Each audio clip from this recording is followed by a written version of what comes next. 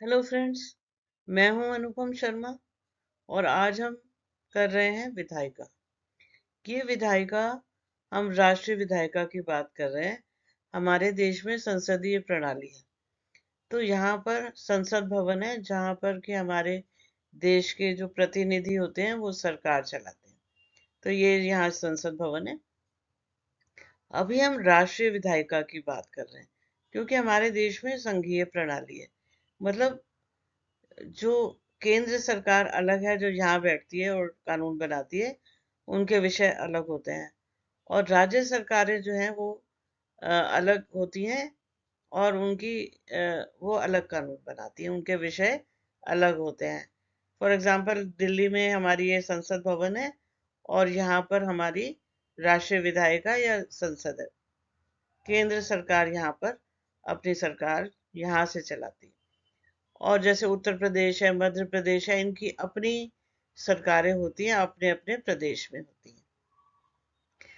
हमारे देश में सरकार के 3 अंग है, विधायिका है, कार्यपालिका है और न्यायपालिका है। तो आज हम विधायिका की बात कर रहे हैं और वो भी केंद्रीय राष्ट्रीय विधायिका की बात कर रहे हैं, केंद्र सरकार की बात कर रहे हैं। तो इसमें 2 सदन होते हैं। एक होता है लोकसभा, जिसे निचला सदन कहते हैं, राज्यसभा जिसे ऊपरी सदन या उच्च सदन कहते हैं। तो लोकसभा जो है, इसमें जनता के प्रतिनिधि जो हैं वो आते हैं और कानून बनाते हैं, नीतियों का निर्धारण करते हैं। तो थोड़ा सा इसके बारे में जान लेते हैं। हर 5 साल बाद चुनाव होते हैं। पिछले साल चुनाव हुआ था। पूरे देश को निर्वाचन क्षेत्रों में बांट दिया जाता था और हमारे देश में 543 निर्वाचन क्षेत्र हैं। तो हर निर्वाचन क्षेत्र से एक प्रतिनिधि होता है। इसको थोड़े से एग्जाम्पल से समझ लेते हैं कि मान लीजिए दिल्ली में 7 निर्वाचन क्षेत्र हैं। ये निर्वाचन क्षेत्र जनसंख्या के आधार पर होते हैं। जहां पर कम जनसंख्या है वहां कम प्रतिनिधि होंगे, जहां पर ज्यादा जनसंख्या है जैसे कि उत्तर प्रदेश, वहां पर ज्यादा प्रतिनिधि होंगे। तो हम मान लेते हैं कि दिल्ली में 7 निर्वाचन क्षेत्र हैं, जैसे करोल बाग हो गया, चांदनी चौक हो गया। यहां से एक एक प्रतिनिधि चुना जाएगा। अब हर पॉलिटिकल पार्टी अपना अपना प्रतिनिधि या उम्मीदवार को खड़ा करती चुनाव के लिए। तो मान लीजिए हम ये मान लेते हैं कि सिर्फ 2 पॉलिटिकल पार्टी है, एक कांग्रेस है और एक बीजेपी है। अब मान लीजिए करोल बाग क्षेत्र से एक कैंडिडेट बीजेपी का इलेक्शन लड़ेगा और एक होगा कांग्रेस का। ऐसे मान लीजिए चांदनी चौक की सीट है, उधर भी दोनों अपना एक एक कैंडिडेट खड़ा करेंगे। इसी तरह से 543 जो पूरे देश में निर्वाचन क्षेत्र हैं, वहां से दोनों अपने अपने जो प्रतिनिधि हैं उनको खड़ा करेंगे या उनके उम्मीदवार हैं उनको खड़ा करेंगे। उसके बाद जनता वोट डालेगी। 18 साल से ऊपर के लोग वोट डालते हैं। इसको वयस्क मताधिकार कहते हैं। वयस्क मताधिकार आपको पता है, जो 18 साल से ऊपर के लोग होते हैं वो वोट करते हैं। उसके बाद काउंटिंग होगी और 543 निर्वाचन क्षेत्रों में जितने भी लोग जीते हैं वो संसद में बैठेंगे, चाहे वो कांग्रेस के हों चाहे वो बीजेपी के हों। अब 543 में से जिसने बहुमत प्राप्त किया वो सरकार बना लेगा। मान लीजिए बीजेपी ने 300 सीटें जीत ली हैं, तो वो सरकार बनाएंगे और उनका नेता बनेगा प्रधानमंत्री।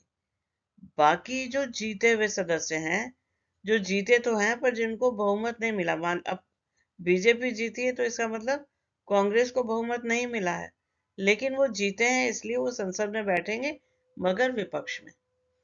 तो संसद में 2 तरह के लोग बैठते हैं। जीते हुए सभी हैं, लेकिन जिसको ज्यादा वोट मिले हैं, जिसको बहुमत प्राप्त हुआ है, वो सरकार बनाएंगे, उनका नेता प्रधानमंत्री बन जाएगा। बाकी जो कांग्रेस के सदस्य हैं जो जीते हैं मगर जिनको बहुमत प्राप्त नहीं हुआ है, वो विपक्ष में बैठेंगे। इस तरह से संसद जो है बनती है। उसके बाद दूसरा है राज्यसभा, जो ऊपरी सदन कहलाता है। और ये दोनों मिलकर बनते हैं संसद, निचला सदन। लेकिन जो ऊपरी सदन है, यहाँ पर ये जनता के द्वारा नहीं चुने जाते, इसके बारे में हम अगली स्लाइड में बात करेंगे। और हम नेक्स्ट स्लाइड में बात करने वाले हैं कि एक तो अभी हमने जाना विधायिका लोगों द्वारा चुनी जाती है, हर 5 साल बाद इलेक्शन होंगे और लोग चुनते हैं लोअर हाउस में, अपने प्रतिनिधि भेजते हैं जो लोगों की ओर से काम करते हैं, मतलब लोगों के बिहाफ पे काम करेंगे। अब सारे लोग तो सरकार में नहीं जा सकते, आपने अपने प्रतिनिधि चुन लिए हैं और आपके बिहाफ पे वो काम करेंगे। और इसके अलावा बाकी ये जो दो हैं पॉइंट्स, इनको हम अगली स्लाइड्स में डिस्कस करेंगे।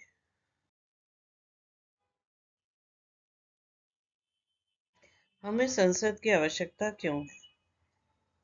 तो आखिरकार हम 130 करोड़ लोग हैं, तो इनको अगर संसद ना होगी, कानून व्यवस्था ना होगी, तो जंगल राज होगा। तो संसद और कानून बनाने वाली संस्था तो चाहिए। फिर लेकिन ये संसद करती क्या है, मतलब क्यों आवश्यक है? तो लोगों का प्रतिनिधित्व करती है। जैसे हमने कहा कि विभिन्न निर्वाचन क्षेत्रों में पूरे देश को बांट दिया जाता है और उसके बाद अलग अलग क्षेत्रों से निर्वाचित होकर लोग आते हैं, जैसे महाराष्ट्र से हो गया, गुजरात से हो गया, तमिलनाडु है, आंध्र प्रदेश है, बिल्कुल अलग अलग प्रदेश हैं।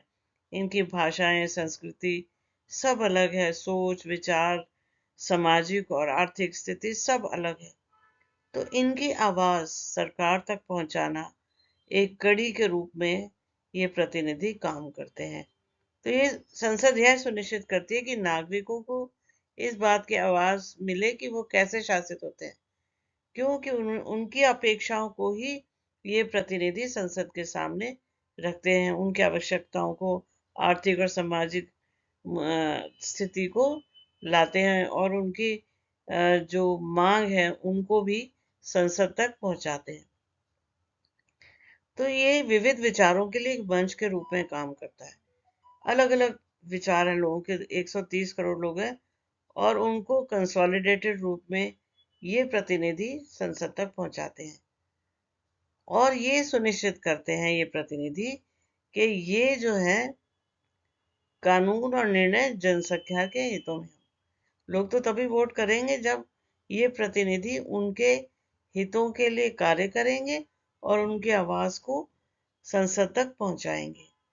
कानून बनाना, संसद समाज को नियंत्रित करने वाले कानूनों को बनाने और पारित करने के लिए जिम्मेदार है।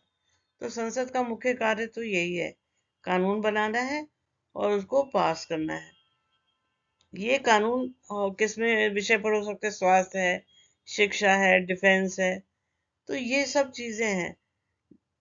और भी विषय हैं जिन पर ये कानून बनाती है, जैसे शिक्षा का विस्तार हो, स्वास्थ्य अच्छा मिले, हमारे देश का विकास हो, लोगों को न्याय मिले। तो ये सब चीजों के लिए यहाँ पर निर्णय लिए जाते हैं और संसद तक ये जो प्रतिनिधि हैं इनके जरूरतों को, आवश्यकताओं को पहुंचाते हैं। नियंत्रण और संतुलन, अब ये सबसे ज्यादा जरूरी है। अगर एक सरकार बहुमत में आ गई तो वो कहीं निरंकुश ना हो जाए, अपनी मनमानी ना करने लगे, इसलिए नियंत्रण की भी जरूरत होती है। एक संसदीय प्रणाली सरकार की कार्यकारी शाखा पर एक जांच के रूप में कार्य करती है। अब ये क्या है? एक कार्यपालिका है, कार्यकारी शाखा या कार्यपालिका है।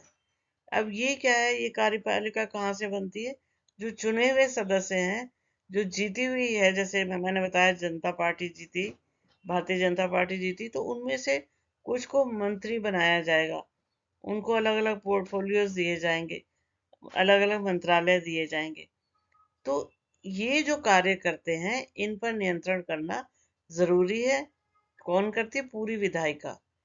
ये थोड़े से लोग होते हैं, ये 40 50 60 लोग होते हैं, ये काफी शक्तिशाली होते हैं। इनके कार्य प्रणाली पर नियंत्रण करना जरूरी है। यह सुनिश्चित करता है कि सरकार अपने कार्यों के लिए जवाब दे और किसी एक शाखा को बहुत अधिक शक्ति प्राप्त करने से रोकती है, जैसे कि कार्यपालिका कहीं ज्यादा शक्तिशाली ना हो जाए और इसी तरह से कहीं विधायिका जो है वो भी शक्तिशाली ना हो जाए। लोकतंत्र और निष्पक्षता को बढ़ावा देती है। अब ये कैसे इनको नियंत्रण करते हैं कि यहाँ पर प्रश्नकाल के दौरान सवाल पूछ सकते हैं प्रधानमंत्री से। वैसे भी इनके चर्चा वगैरह होती है, जीरो पीरियड जो होता है उसमें भी प्रश्न पूछे जा सकते हैं। तो इस तरह से ये नियंत्रण और संतुलन बनाने का कार्य करती है। कैबिनेट नीतियों की शुरुआत करता है, मतलब संसद में पेश करते हैं, और शासन का एजेंडा निर्धारित करता है, उन्हें आगे बढ़ाता है। इन सब चीजों पे विवाद और चर्चा होती है। कोई भी नया नियम बनाया गया, कोई भी नया कानून बनाया गया, कोई भी नई नीति निर्धारित की गई, उस पर चर्चा होती है। और वहां पर सिर्फ जीती हुई पार्टी तो है ही, इसके अलावा विपक्ष है। चर्चा होती है, बहस होती है, कई बार बहुत हंगामा होता है, वॉकआउट हो जाता है, विरोध प्रदर्शन होता है। ये देखिए, विरोध प्रदर्शन होता है। तो इस तरह से कभी कभी इतने ज्यादा ऑपोजिशन या विपक्षी पार्टियां पावरफुल हो जाती हैं कि सरकार को अपनी नीतियों को कई बार वापस भी लेना पड़ता है। तो नागरिकों को की चिंताओं को दूर कर सकते हैं और पारदर्शिता को बढ़ावा देते हैं। संसद कार्यपालिका पर कैसे नियंत्रण करती है? संसद कई तंत्रों के माध्यम से कार्यपालिका पर नियंत्रण करती है। विधायी निरीक्षण, तो पहले भी जैसे बताया कि संसद जो है प्रश्नकाल में प्रश्न पूछ सकती है, प्रधानमंत्री से बहस होती है, जितनी भी नीतियां वहां पर लाई जाती हैं उन पर बहस होती है, विपक्ष में बहस होती है, उन पे चर्चा होती है, और कई बार जैसे बताया कि हंगामा होता है, वॉकआउट्स होते हैं, ये सब होता है। और इसके अलावा कई बार समितियां भी बना दी जाती हैं, अगर ऐसा लगे कि कोई रिश्वत का केस है या ठीक से कोई विभाग काम नहीं कर रहा है, तो जांच समिति भी बनाई जा सकती है। बजट को मंजूरी, दूसरा है कार्यपालिका को अपने बजट के लिए संसदीय अनुमोदन की आवश्यकता होती है। मतलब कोई भी बजट, हर साल बजट पास होता है, तो पास करवाने के लिए सबका जितने भी विधायक हैं उनकी मंजूरी जरूरी है। संसद के पास सरकारी खर्च को मंजूरी देने या अस्वीकार करने की शक्ति है। मंजूरी दे, इस पे भी बहस होती है। कोई टैक्स नया लगा दिया, डायरेक्ट टैक्स लगा दिया, इनडायरेक्ट टैक्स लगा दिया, तो इस पे बहस हो सकती है। उसको अस्वीकार कर सकते हैं। कई बार सरकार ने कोई टैक्स लगाया है, उसको इतनी बहस हो जाती है, विपक्ष इतना पावरफुल हो जाता है कि उनको वापस लेने पड़ते हैं कई टैक्स, क्योंकि विधायकी की सहमति जरूरी है। कोई भी जो, इसीलिए ये जो है विधायिका है, ये कार्यपालिका की क्षमता को सीमित कर सकती है। तो कोई भी बजट जो है वो विधायिका की मंजूरी के बगैर पास नहीं हो सकता है। विश्वास मत और अविश्वास, अगर कभी कार्यपालिका या कोई मंत्री या प्रधानमंत्री के खिलाफ कोई अविश्वास प्रस्ताव पेश किया जा सकता है और सदन में पारित किया जा सकता है। अगर ऐसा पारित हो जाए, बहुमत से पारित हो जाए, तो सरकार गिर सकती है। यदि प्रधानमंत्री या मंत्री पर विश्वास नहीं करने पर प्रस्ताव को वोट देती है, तो सरकार को इस्तीफा देना पड़ता है। विधायिका संसद में ऐसे कानून पारित करती है जो कार्यपालिका की शक्तियों और सीमाओं को परिभाषित करता है। कार्यपालिका को संसद द्वारा पारित कानूनों के ढांचे के भीतर काम करना होता है। जो भी हमारा कॉन्स्टिट्यूशन है उसके अंडर काम करना है। और विधायिका जो है वो ऐसे कानूनों को पारित करती है कि कार्यपालिका जो है अपनी शक्तियों के बाहर कार्य ना करे। ये तंत्र सुनिश्चित करते हैं कि कार्यपालिका विधायिका के प्रति जवाबदेह हो। जो भी मंत्री, जिनको भी जो मंत्रालय मिला, कार्यपालिका वही है जो मंत्री है, वो विधायिका के प्रति जवाबदेह है, जनता के प्रति जवाबदेह है। उनकी असीमित शक्तियों को रोका जा सके, पारदर्शिता और लोकतांत्रिक नियंत्रण को बढ़ावा दे। हमें संसद के दो सदनों की आवश्यकता क्यों है? आपको पता है कि हमारे संसद में दो सदन हैं, एक लोकसभा है जो निचला सदन कहलाता है, जहां से जनता द्वारा चुने हुए प्रतिनिधि आते हैं, और एक ऊपरी सदन है। तो ये जो है, दो सदनों की आवश्यकता क्यों है? एक तो निचला सदन है जहां से जनता अपने प्रतिनिधि चुनती है, लेकिन जो ऊपरी सदन है उनको कौन चुनता है? उनको जो है, जो राज्य सरकारें हैं उनके चुने हुए सदस्य हैं, जिनको एमएलए कहते हैं, वो उनको चुनते हैं। तो समाज के सभी वर्गों को प्रतिनिधित्व देना है, क्योंकि ये सभी राज्य सरकारों से जो प्रतिनिधि हैं वो वोट देते हैं राज्यसभा के सदस्यों को चुनने के लिए। तो सभी राज्यों से होते हैं, और ये भी जो है, जितनी जनसंख्या होगी उतने ही ज्यादा उस क्षेत्र के प्रतिनिधि होंगे। जैसे उत्तर प्रदेश के ज्यादा होंगे, और जैसे सिक्किम के कम होंगे कि वहां की जनसंख्या कम है। देश के सभी भौगोलिक क्षेत्र, क्योंकि हमारा देश बहुत बड़ा है, भौगोलिक रूप में बहुत बड़ा है, तो कोई जम्मू कश्मीर से है, कोई नीचे तमिलनाडु से है, कोई आंध्र प्रदेश से है, कोई मध्य प्रदेश से, तो इन सब भौगोलिक क्षेत्रों को प्रतिनिधित्व देना है।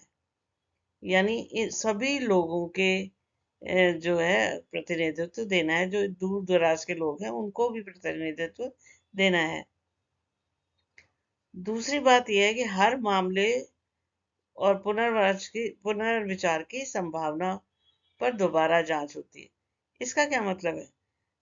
क्योंकि कोई भी जो नीति है या कोई कानून है, पहले वो लोअर हाउस में यानी कि लोकसभा में पारित होता है, उसके बाद वो राज्यसभा में जाता है, उस पर पुनर्विचार किया जाता है, फिर से बहस होती है, और अगर कोई कमी पेशी है तो उसमें बदलाव भी लाए जा सकते हैं। और कई बार अगर मान लीजिए कि कोई सरकार गिर जाती है, तो ऐसा, तो एक सदन हमेशा रहता है, जो ऊपरी सदन है, राज्यसभा है, वो हमेशा रहता है, वो कभी पूरी तरह से डिसॉल्व नहीं होता है। तो इस तरह से दो सदन है, हमें हमें क्यों आवश्यकता है? 6 राज्यों में द्विसदनीय विधायिका है। जो अलग अलग राज्यों में सरकारें हैं, वहां पर कई कई जगह दो सदन है, जैसे हमारे केंद्र में लोकसभा और राज्यसभा है, ऐसे वहां भी नाम दूसरे हैं, मगर वो दो सदन है, और बाकी सब में एक सदन। अब हम बात कर रहे हैं राज्यसभा की। ये अप्रत्यक्ष रूप से चुने जाते हैं, लोगों द्वारा नहीं चुने जाते। ये कौन चुनता? अभी बताया कि जो राज्य सरकारें हैं और वहां पर जो चुने हुए सदस्य हैं, जिनको हम एमएलए कहते हैं, उनके द्वारा चुने जाते हैं। राज्य विधानसभाओं के सदस्य राज्यसभा के सदस्यों का चुनाव करते हैं। तो राज्य विधानसभाओं के सदस्य एमएलए शॉर्ट में बोलते हैं, जो कि राज्य सरकारों में निर्वाचित सदस्य हैं, वो चुनते हैं। देश के कुछ हिस्सों को उनकी आबादी के अनुसार प्रतिनिधित्व दिया जाता है। जैसे बताया कि अगर जहां पर ज्यादा जनसंख्या है वहां पर ज्यादा प्रतिनिधि होंगे, और जहां पर कम जनसंख्या वहां के कम प्रतिनिधि होंगे। और इसका चुनाव 6 वर्ष के लिए होता है।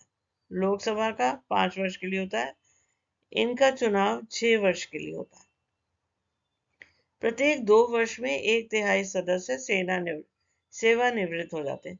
यानी एक तिहाई सदस्य जो है वो रिटायर हो जाते हैं, और ये दोबारा से भी चुने जा सकते हैं, सारे सभी या कुछ नए सदस्य। इस तरह से कभी भी ये जो राज्यसभा पूरी तरह से भंग नहीं होती है। सिर्फ 1/3 सदस्य हर 2 साल में बदल जाते हैं। राज्यसभा में 12 मनोनीत सदस्य, यानी ये इनका चुनाव नहीं होता है, इनको राष्ट्रपति द्वारा मनोनीत किया जाता है। इन्होंने किसी न किसी क्षेत्र में अच्छा कार्य किया होता है, जिसके कारण इनको सीट दी जाती है। बात करेंगे लोकसभा की। हमने पहली स्लाइड में भी आपको पूरा डिस्कस किया था कि कैसे चुनाव होते हैं। लोकसभा और राज्य विधानसभाओं के सदस्य सीधे लोगों द्वारा चुने जाते हैं। जैसे कभी कभी राज्य सरकारों के चुनाव अलग होते हैं, और लोकसभा के चुनाव अलग होते हैं। पिछले साल लोकसभा का चुनाव हुआ था, अभी जैसे दिल्ली में दोबारा चुनाव हुए थे, दिल्ली में चुनाव हुए थे, तो मतलब अलग अलग होते हैं। लेकिन इनके जो सदस्य हैं वो लोगों द्वारा ही चुने जाते हैं, चाहे राज्य विधानसभाएं हैं चाहे लोकसभा। चुनावी क्षेत्रों में बटा है पूरा देश जो है निर्वाचन क्षेत्रों में बटा हुआ होता है। तो पहले भी बताया था, जैसे अगर लोकसभा का हो रहा है तो 543 निर्वाचन क्षेत्र है, और अगर राज्य का हो तो भी निर्वाचन क्षेत्रों में बटा होता है। अगर राज्य के लिए वयस्क मताधिकार के माध्यम से प्रत्येक निर्वाचन क्षेत्र से एक प्रतिनिधि चुना जाता है। आपको उदाहरण भी दिया था कि मान लो एक निर्वाचन क्षेत्र करोल बाग का है, वहां से अलग अलग पॉलिटिकल पार्टीज अपने कैंडिडेट खड़ा करेंगी, और उनमें से जो जीतेगा वो वहां का प्रतिनिधि माना जाएगा। वर्तमान में यहाँ 543 निर्वाचन क्षेत्र हैं। लोकसभा 5 साल के लिए चुनी जाती है, राज्यसभा 6 साल के लिए और लोकसभा 5 साल के लिए। यदि कोई दल सरकार नहीं बना सकता है या प्रधानमंत्री राष्ट्रपति को लोकसभा भंग करने की सलाह देता है तो लोकसभा भंग की जा सकती है। तो दो कारण हो सकते हैं, जब वोटिंग हुई है और किसी को भी बहुमत नहीं प्राप्त हुआ है तो उस केस में दोबारा से चुनाव होंगे, या प्रधानमंत्री राष्ट्रपति को लोकसभा भंग करने की सलाह देता है। इन दो कारणों से लोकसभा भंग हो सकती है। अब हम करेंगे विधायिका के कार्य। तो सबसे पहले तो विधायी कार्य है जो कानून बनाने वाला है। क्या होता है कि मंत्री जो है, मान लो एजुकेशन मिनिस्टर है, शिक्षा मंत्री है, तो जो आईएएस अफसर होते हैं वो इनके लिए बिलों का मसौदा तैयार करते हैं, और फिर ये जब मसौदा तैयार हो जाता है तो फिर ये संबंधित मंत्री द्वारा कैबिनेट में पेश किया जाता है। कार्यपालिका पर नियंत्रण, पहले भी बात किया था कि विचार विमर्श से, चर्चा से, प्रश्न पूछ के, हर तरीके से, और फिर उसके बाद कानून बनेगा या नहीं बनेगा उस पे जो विधायिका का है उसका अनुमोदन होना चाहिए, या इनका जो भी कर सकती है। वित्तीय नियंत्रण भी करती है, और यानी कि उसके लिए भी बहस वगैरह होती है। अगर कोई, इसके लिए हम आगे बात करते हैं। अविश्वास प्रस्ताव पारित किया जा सकता है, और जो कार्यपालिका है उसकी जवाबदेही सुनिश्चित होती है। तो ये सब हमने अभी पीछे भी करे थे। वित्तीय कार्य, कराधान मतलब कर लगाना। अब सरकार का इनकम का जो स्रोत है वो क्या है? कर है। कर होंगे, सरकार के पास पैसा आएगा तभी तो विकास कार्य होंगे। तो कैसे कर लगाए जाएंगे? प्रत्यक्ष कर या अप्रत्यक्ष कर, यानी कि इनकम टैक्स हो, चाहे वो जीएसटी हो या किसी प्रकार के भी कर हो, इनडायरेक्ट टैक्स हो जैसे सेल टैक्स हो गया वगैरह।